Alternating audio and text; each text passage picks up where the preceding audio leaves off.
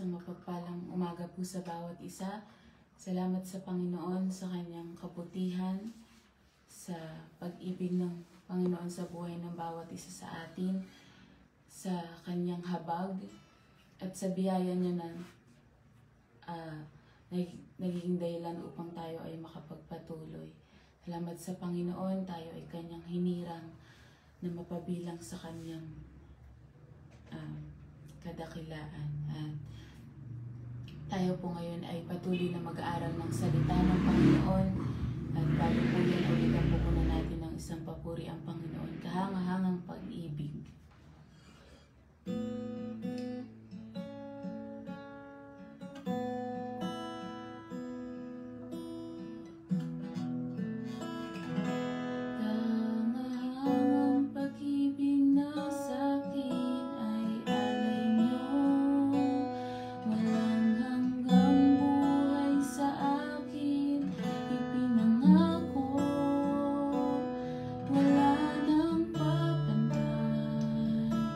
Walang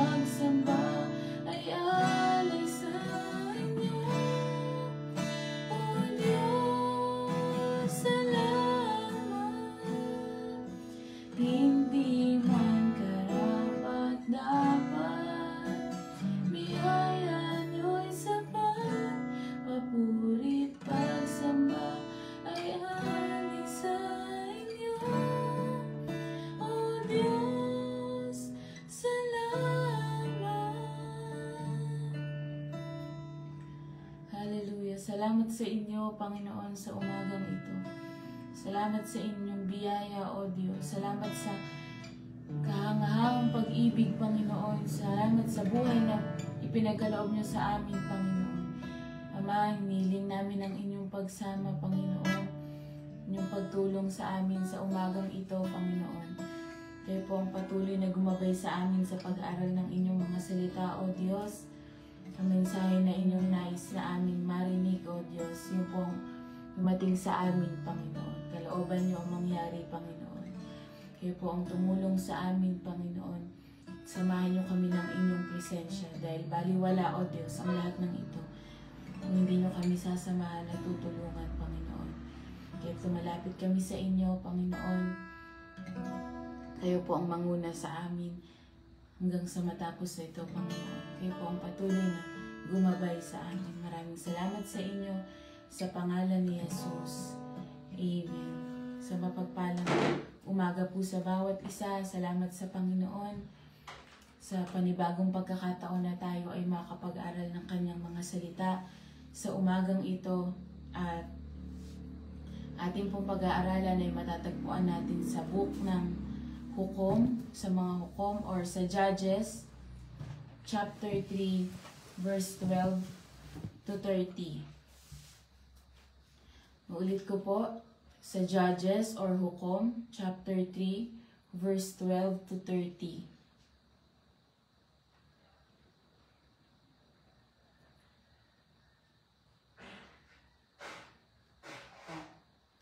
Tayo po ay magbabasa. Ulitin ko po sa Judges chapter 3 verse 12 to 30. Sinasabi po dito, muling gumawa ng kasamaan ng mga Israelita sa paningin ng Panginoon. Dahil dito, pinasakop sila ng Panginoon kay Haring Eglon ng Moab. 13. Sa tulong ng mga Amolita at Amalekita, nilusob at tinalo ni Eglon ang Israel at sinakop ang lungsod ng Jericho. 14. Sinakop sila ni Eglon sa loob ng 18 taon. 15. Muling humingi ng tulong ang mga Israelita sa Panginoon at binigyan sila ng isang tao na magliligtas sa kanila. Siya ay ang kaliweteng si Ehud, na anak ni Gera na mula sa lahi ni Benjamin. Ipinadala siya ng mga Israelita kay Haring Eglon ng Moab para ibigay dito ang buwis ng Israel. 16. Bago siya umalis, gumawa siya ng isang espada na magkaiba ang talim na may kalahating metro ang haba. Itinali niya ito sa kanyang kanang hita sa ilalim ng kanyang damit. 17. Nang naroon na siya, ibinigay niya ang buwis kay Haring Eglon na napakatabang tao. 18. Nang maibigay ni Ehud ang buwis, pinauwi niya ang mga kasama niyang nagdala ng buwis. 19. Sumama siya sa kanila noong una, pero nang makarating sila sa inukitang bato sa Gilgal, bumalik si Ehud at sinabi sa hari, "Mahal na hari, may lihim po akong sasabihin sa inyo." Kaya sinabi ng hari sa mga utusan niya, "Iwan niyo muna kami." At umalis ang lahat ng utusan niya. 20. Pagkatapos lumapit si Ehud sa hari na nakaupo sa malamig niyang kwarto sa itaas. Sinabi ni Ehud, "May mensahe po ako sa inyo mula sa Diyos." Nang tumayo ang hari, 21, binunot ni Ehud ng kaliwang kamay niya ang espada sa kanang hita niya at sinaksak sa tiyan ng hari. 22. At tumagos ito hanggang sa kanyang likod. At dahil mataba ang hari, bumaon pati ang hawakan ng espada, kaya hindi niya na ito binunot. 23. Pagkatapos, lumabas si Ehud sa kwarto at ikinandado ang mga pinto. 24. Nang makaalis siya at bumalik sa mga utusan ng hari, at nakita nila sarado ang pinto, akala nila nasa palikuran ng hari. 25.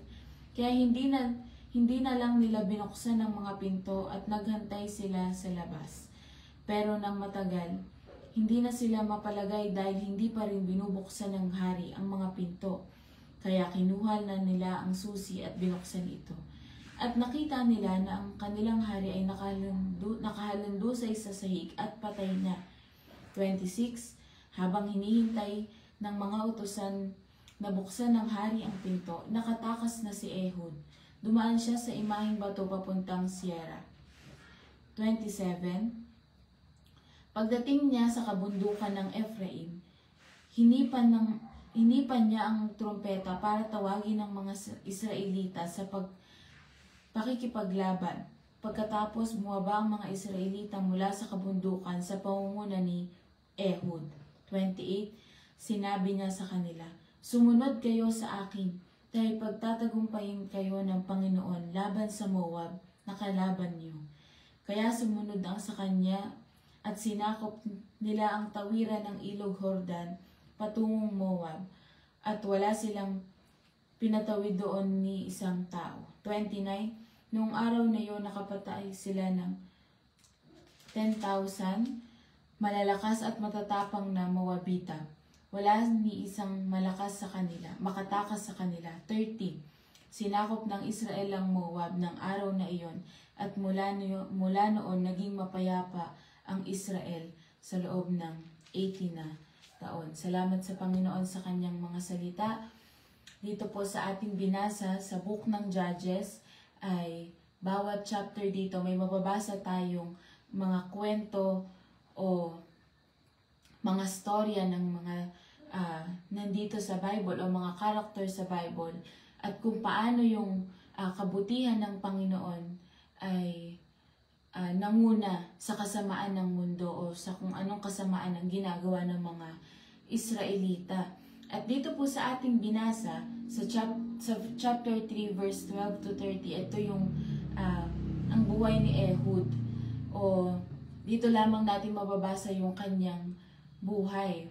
Siya yung ginamit ng Panginoon, na pinadala ng Panginoon upang tulungan ng mga Israel o ang mga Israelita at sagipin sila sa kapahamakan sa pamamagitan ng tulong ng Panginoon. At dito natin mababasa yung kahalagahan ng paggagamit ng Panginoon sa kanyang buhay. At dito mapapakita yung kung paano yung kahinaan ng isang tao ay maidedemonstrate yung kalakasan ng Panginoon, o kung paano ginagamit ng Panginoon yung kahinaan ng isang tao upang magamit siya sa kadakilaan o sa kalooban ng Panginoon. At mababasa natin dito sa verse 15, sabi dito, siya ay ang kaliweting si Ehud. So, hinighlight po dito kung ano yung physical ability ni Ehud. Siya ay isang kaliwete. At itong kaliwete na to, o yung pagiging left-handed, base po sa pagsisearch ko, isa daw po itong tinatawag na rare din po ito. Kaya kung kaliwete po kayo ay meron kayong rare ability. Ako po ay isang kaliwete din. At sabi sa akin pong nabasa o sa pag-search ko ay 10% lang daw po, o 10% to 10.6% lamang yung yung mga tao na kaliwete sa mundo o yung world population sa mundo natin. Kaya nagiging rare din po ito kung tawagin yung pagiging left-handed. At kung ngayon sa panahon natin ay hindi na masyadong napapansin ito, lalo na sa ating bansa, hindi naman ito masyadong pinagbibigyan ng pansin, o hindi na ito big deal yung pagiging kaliwete, dahil marami sa atin o marami rin tayong kakilalang kaliwete. Pero nung mga unang panahon, sa mga ibang bansa o yung ibang kultura ng mga unang panahon ay kinoconsidered yung pagiging left-handed na marumi o dirtiness sa isang tao. Dahil katulad nga po sa African o sa Middle Eastern or sa mga ibang mga Asian cultures ngayon, ay yung left-handed, tinuturing pa rin po itong madumi, dahil tinatawag nila itong bathroom hand, or ito yung left-handed yung ginagamit pagdating sa mga paggagamit ka ng CR or gagamit ka ng mga or maggagawa ka ng mga maduduming bagay. Yung left hand daw po yung ginagamit ayon sa mga culture ng ibang tao o ng ibang bansa. At pagdating naman sa food preparation at pagkain, right-handed naman po ang ginagamit. At yun yung paniniwala noon, ng mga unang panahon, maging nung panahon ngayon o ilan sa atin, sa ilan sa mga bansa pa ngayon. Kaya pag-iisipin natin ay isang kahanga-hanga na i-highlight dito kung ano yung physical ability ni Ehud. Yun po yung pagiging kaliwete niya. At na-highlight din dito kung paano kung paano kadakila ang Panginoon at ginamit siya dahil nga dun sa kanyang katangian, yung pagiging kanyang kaliwete. At mababasa dito natin kung bakit pa hin-highlight o bakit yun yung unang pagpapakilala sa kanya. Sabi dito, sabi po dito sa verse 15, muling humingi ng tulong ang mga Israelita sa Panginoon at binigyan sila ng isang tao na magliligtas sa kanila. Siya ay ang kaliweting si Ehud. Yun po, hin-highlight dito kung ano siya. Siya ay isang kaliwete. At sa biblical context, katulad nung sinabi ko po kanina, yung mga cultural pagdating sa kaliwete, meron din po sa biblical, di ba po, ay nabanggit yung pagiging kaliwete ni Ehud dahil meron itong magandang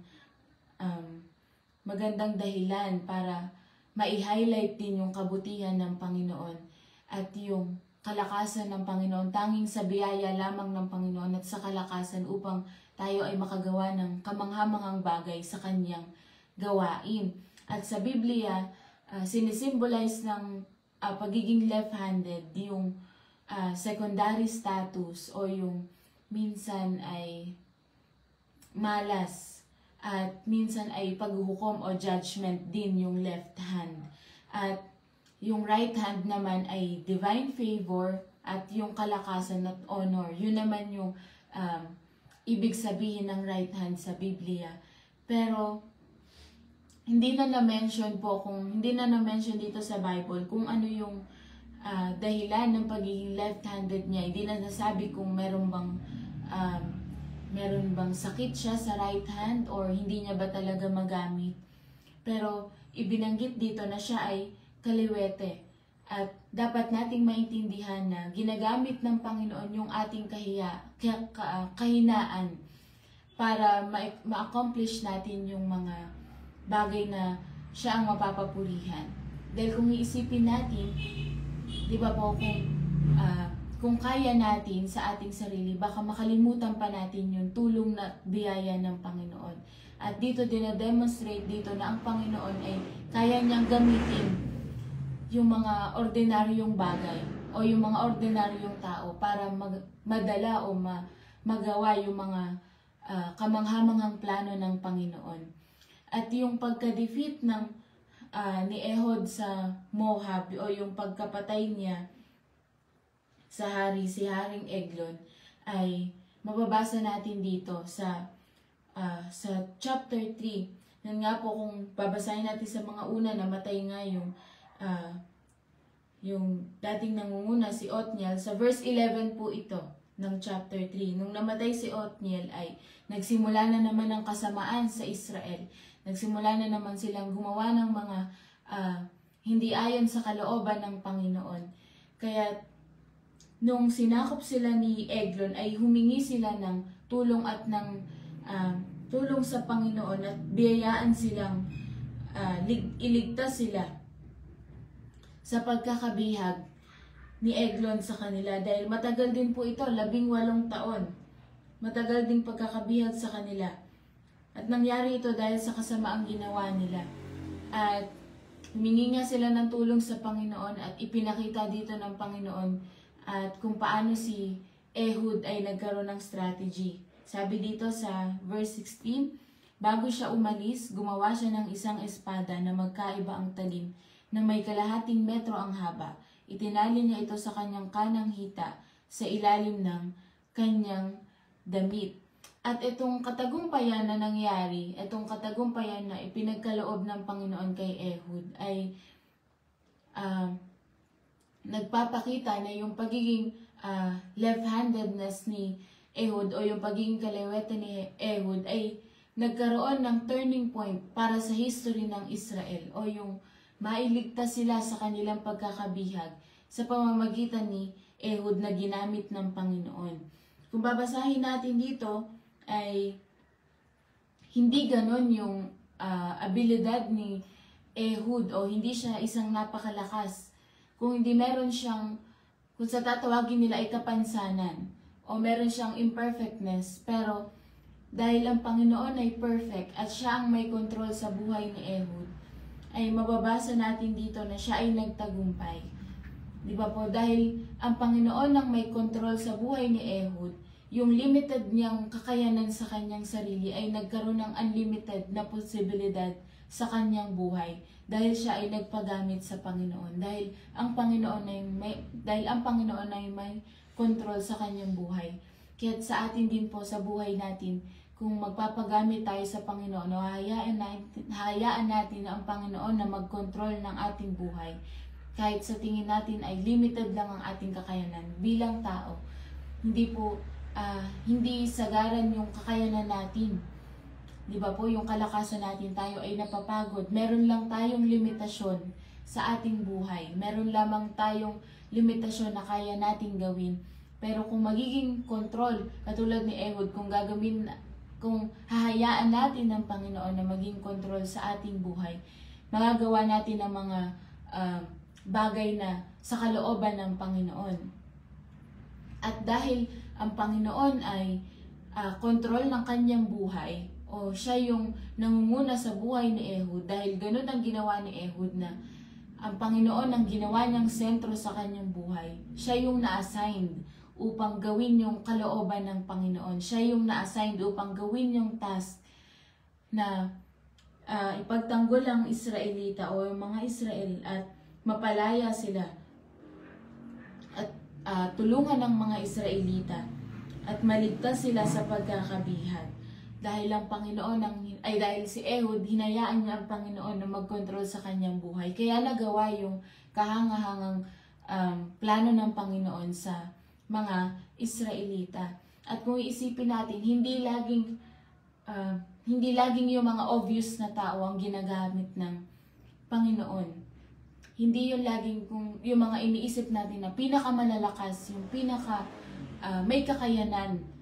Pwede naman gamitin ng Panginoon dito sa pagpatay sa haring si Eglon. Pwede naman niyang piliin yung pinakamataas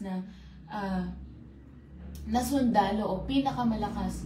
Pero sabi dito, ang ipinagkaloob ng Panginoon na gamitin upang tulungan ng mga Israelita ay si Ehud.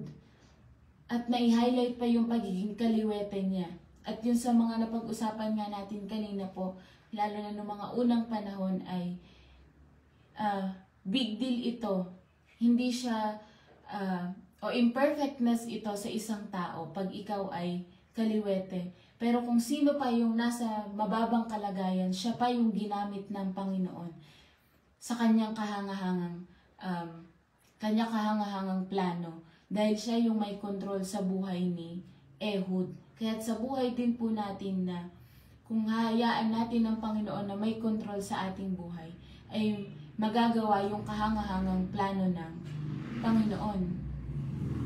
Tulad nga po ng sinabi ko kanina na hindi laging yung pinaka-obvious na tao ang ginagamit ng Panginoon o yung nasa isip natin na pinakamalakas o pinakakarapat dapat o yung sa tingin natin ay perfect para sa utos ng Panginoon. Kung hindi ginagamit ng Panginoon yung mas better, yung mas laan, yung mas willing magpagamit sa Panginoon. Yun yung ginagamit ng Panginoon. Hindi yung skilled or hindi yung laging sa tingin natin ay yung pinakatalentado. Kung hindi yung laan na magpagamit sa Panginoon, yun yung ginagamit ng Panginoon. At kahit sa tingin natin na may limitasyon tayo, katulad ni Ehud, may limitasyon ang ating kalakasan, ay kayang gamitin tayo ng Panginoon. Katulad nga po sa sinasabi sa 2 Corinthians, chapter 12, verse 9. Sabi po dito, 2 Corinthians chapter 12 verse 9, ngunit sinabi ng Panginoon sa akin, sapat ang biyaya ko para sa iyo, sapagkat ang kapangyarihan ko'y nakikita sa iyong kahinaan. Kaya buong galak kong ipinagmamalaki ang aking mga kahinaan, sa ganoon ay palagi kong maranasan ang kapangyarihan ni Kristo. Sabi po, my grace is sufficient for you, for my power is made perfect in my weakness. Di ba po?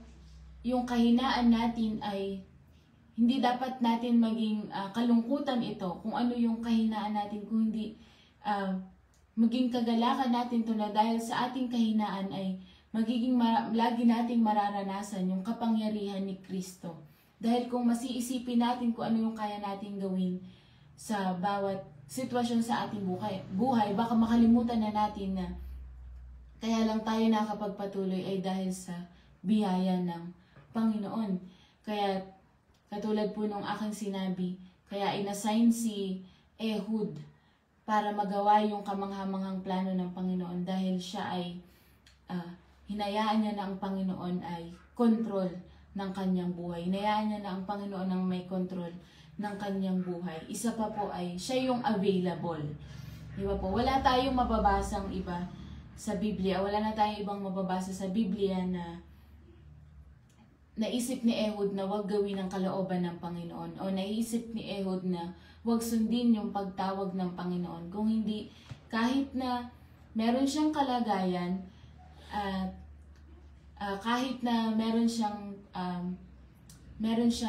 kalagayan sa kanyang physical, ay hindi niya ginamit ito para maging excuse para hindi sundin yung kalooban ng Panginoon. Kung hindi nung inutusan siya ng Panginoon na gawin ng isang bagay, ay sumunod agad siya sa Panginoon. Umokay agad siya sa Panginoon. O wala na ditong naging conversation pa na sinabi niya sa Panginoon na hindi niya kaya dahil sa kanyang katawan. Kung hindi, ginawa niya agad kung ano yung ipinag-uutos sa kanya ng Panginoon. At ang Panginoon ay naghahanap ng kanyang mga anak o ng mga babae at lalaki na kung sino yung available, kung sino yung laan na magpagamit sa Panginoon. Katulad ni Ehud, siya yung ginamit ng Panginoon dahil siya yung available. At sa atin, lagi nating naririnig sa ilang mga sermon din na ang nais ng Panginoon, yun yung available. Katulad nga sa ating tema, sa Romans 12:1, di ba po? Sabi doon, mga kapatid, nakikiusap ako sa inyo alang-alang sa maraming pagkakataong kinaawaan tayo ng Diyos. Ibigay nyo sa Kanya ang inyong mga sarili bilang mga handog na buhay, banal at kalugod-lugod sa Kanya. Ito ang tunay na pagsamba sa Kanya. Di ba po, maging banal, kalugod-lugod sa Panginoon ang ating buhay, maging available tayo upang tayo ay magamit ng Panginoon. Dahil kung makikita ng Panginoon na tayo ay busy sa ibang bagay, imbes na busy tayo sa Panginoon, busy tayo sa ibang bagay o may iba tayong pinagkakaabalahan, hindi tayo magagamit ng Panginoon. Dapat dapat magpasakop tayo sa pagkokontrol ng Panginoon sa ating buhay. Magpasakop tayo sa lahat ng bagay sa ating buhay. Yung ating mga talents, yung ating mga resources ay dapat ipasakop natin sa Panginoon. At yung pagsunod natin sa Kanyang kalooban, maging consistent tayo sa pagsunod sa Panginoon, yung mga instruction niya sa atin. Katulad ni Ehud na hindi na siya nagdalawang isip, kung hindi sumunod din siya agad sa Panginoon at ginawa niya yung kalooban ng Panginoon. Kahit na may mga sakripisyo, ay ginawa niya ito. Hindi naging hadlang yung kanyang kalagayan upang hindi niya gawin yung kalooban ng Panginoon. Kung hindi, ginawa niya ito dahil ito yung pag-uutos ng Panginoon. Siya ay available, siya ay willing sundin ng Panginoon. At merong malinis na puso at committed sa paggawa ng kalooban ng Panginoon.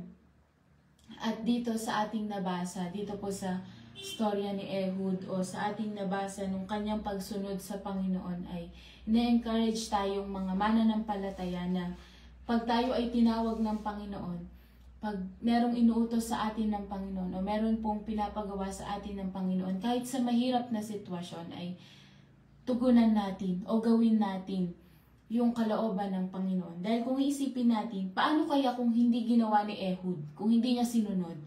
Baka nanatili sa pagkakabihag yung mga Israelita at sila ay patuloy na nahirapan. Pero hindi po. Dahil sa pagsunod ni Ehud sa Panginoon, kahit na meron siyang kalagayan, hindi niya ito ginawang hadlang upang hindi gawin yung kalooban ng Panginoon. At nagresulta pa to ng isang magandang bagay sa mga Israelita. Di ba po, sabi dito sa pinakadulo pong sentence sa verse 30 ng chapter 3, sabi dito, naging mapayapa ang Israel sa loob ng 18 na taon. Di ba po, napakatagal na kapayapaan na ipinagkaloob sa Israel dahil sa pagsunod ni Ehud sa pagsunod ni Ehud sa plano ng Panginoon at sa pagiging available niya. At ginagamit ng Panginoon yung mga unexpected na tao para gawin yung mga kahangahangang plano ng Panginoon at ma-accomplish yung plano ng Panginoon. Kahit tayo ay imperfect. Di ba, katulad ni Ehud, hindi man gano'n naka-big deal ngayon sa buhay natin o sa panahon natin ngayon kung kaliwete ka man o ano. Pero alam natin sa ating buhay, meron din tayong kahinaan.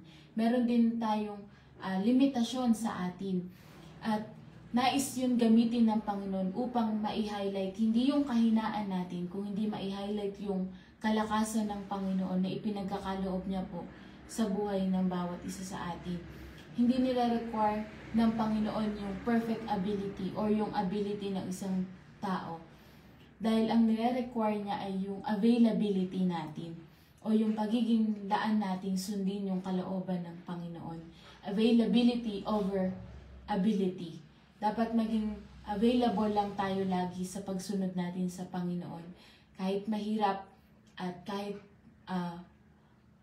hindi laging madali yung dinadaanan, ay maging willing tayong umuo sa Panginoon. At magagawa lamang po natin ito sa tulong at biyaya ng Panginoon.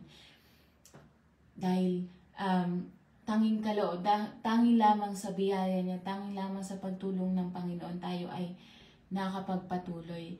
Kaya mga kapatid, tayo po ay tulungan at biyayaan ng Panginoon at tayo ay patuloy na makasunod sa kanyang kalooban.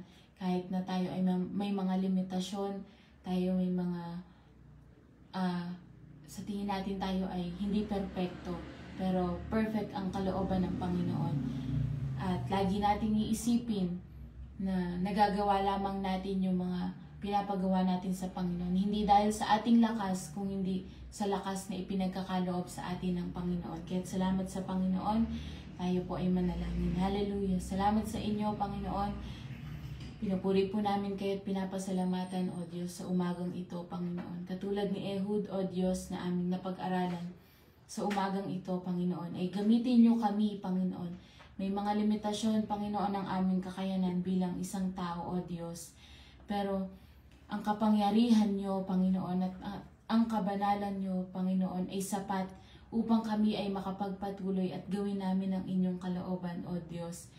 Gawin namin, Panginoon, ito para sa inyo, Panginoon. At huwag namin isipin, Panginoon, na ginagawa namin ito, Panginoon, para sa benefit, O Diyos, ng aming sarili. Kung hindi, gawin namin ito upang kayo ay mapaluguran, O Diyos, at lalong makita, O Diyos, ang inyong kadakilaan sa buhay ng bawat isa sa amin.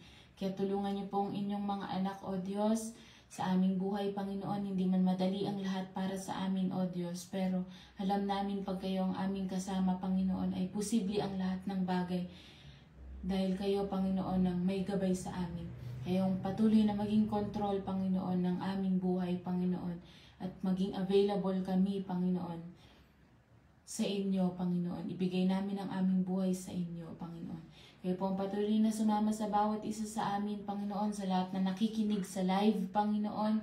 Kayo po ang patuloy na gumabay sa buhay ng bawat isa sa amin. Kayo po ang patuloy na manguna, Panginoon, sa buong araw na ito, Panginoon, hanggang sa matapos namin ng takbuhin ng aming buhay, Panginoon. Kayo po ang patuloy na maging gabay, O Diyos. Gamitin niyo po ang bawat isa sa amin, maging ilaw kami, Panginoon, sa iba, O Diyos, at makita ang inyong kadakilaan, Panginoon, sa buhay ng bawat isa sa amin. Magliwanag kami, Panginoon, at makita ang inyong presensya, Panginoon, at magamit kami upang makapaghayag pa, O Diyos, ng inyong mga salita. Maraming salamat sa inyo, Panginoon, pag-iingat niyo, Panginoon, ang igawad niyo po sa buhay ng bawat isa sa amin, Panginoon. Magandang panahon, Panginoon, at nataas din namin sa inyo, Panginoon, ang aming bansa, O Diyos. Kalooban niyo ang mangyari, Panginoon.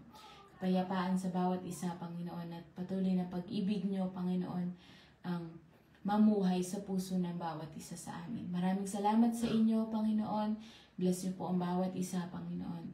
Maraming salamat sa inyo. Kayo po ang patuloy na manguna sa pangalan ni Jesus. Amen. Mga kapatid, patuloy po tayong magpagamit sa Panginoon. Maging available po tayo sa Kanya. Maraming salamat po sa bawat isa. Sa mapagpalang umaga po.